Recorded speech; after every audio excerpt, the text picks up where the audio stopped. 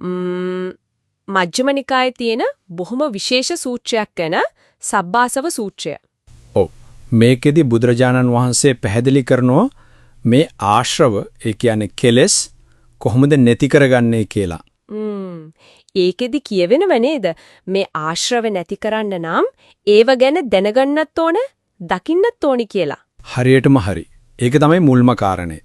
නැත්තම් බෑ.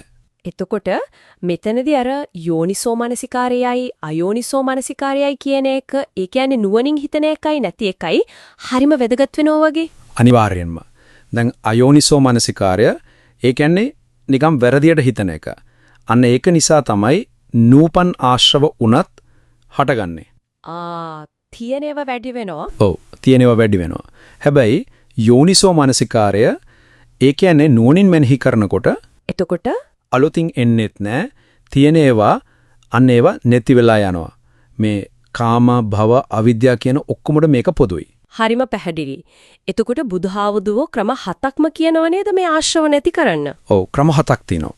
අපි ඒ ගැන කතා කරමු. පළවෙනි එක දර්ශනයෙන්, ඒ කියන්නේ දැකීමෙන්, අවබෝධයෙන්. ඔව්.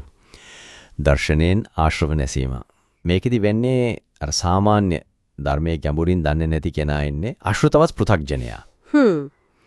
එයා අයෝනිසෝ මනසිකාරයෙන් නුවණින් තොරව අතීතය අනාගතය දැන්ගෙනත් වැරදිට හිතනවා.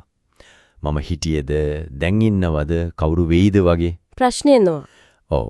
ඒකම අර වැරදි දෘෂ්ටි ආත්මයක් තියෙනවා නෑ වගේ ඒවා ඇති කරගෙන දුකට වැටෙනවා. ඒතර ශ්‍රතවත් ආර්ය ශ්‍රාවකයා එයා එහෙම නෑ. එයා යෝනිසෝ මනසිකාරයෙන් නුවණින් බලනවා මේ දුකයි, මේ දුකට හේතුවයි අර චතුරාර්ය සත්‍යය. හරි. අන්න ඒක අවබෝධ කරගන්නවා.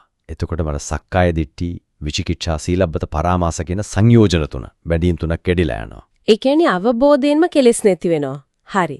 එතකොට දෙවෙනි ක්‍රමය සංවරය, ඉන්ද්‍රිය දොරටු පාලනය වගේ දෙයක්ද? ඔව්. සංවර වීමෙන්.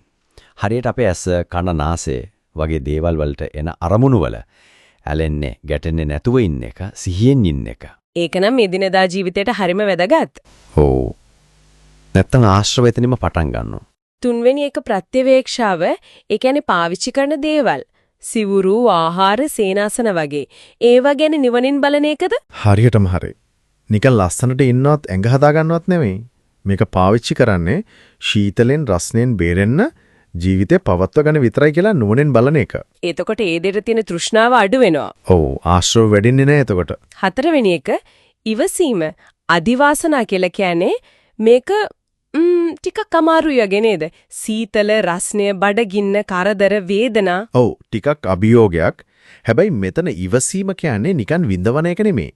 වීරියෙන් යුතුව, නුවණින් යුතුව, ඒ කියන්නේ මේ දේවල් නිසා හිතේ අකුසල්, ද්වේෂය, නුරුස්සුම වගේ ආශ්‍රව හටගන්න නොදී ඉවසීම. ඒක ගැඹුරුයි. ජීවිතේ සමහර දේවල් අපිට පාලනය කරන්න බෑනේ. ඉතින් ඒවට නුවණින් මුහුණ දෙන්න ඕන. හරි. පස්වෙනි එක තමයි මගහැරීම, පරිවර්ජනා. ඔව්. ඒ කියන්නේ අනතුරුදායක දේවල්, දරුණු සත්තු, භයානක තැන්, නරක මිනිස්සු.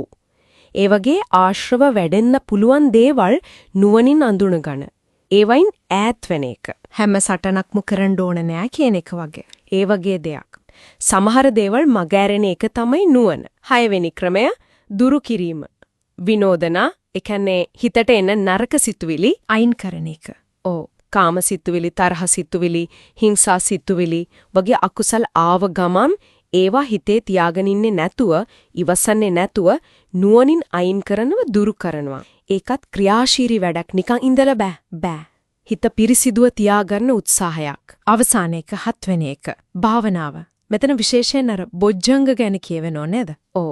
භාවනාවෙන් ආශ්‍රව නැසීම, සති, ධම්මවිචය, විරිය, පීති, පස්සද්දි, සමාධි, උපේක්ඛා කියන සප්ත බොජ්ජංග. මේවා තමයි හිත දියුණු කරලා ආශ්‍රව මුලින් උදුරලා දාන්න උදව් වෙන මානසික ශක්තියින්.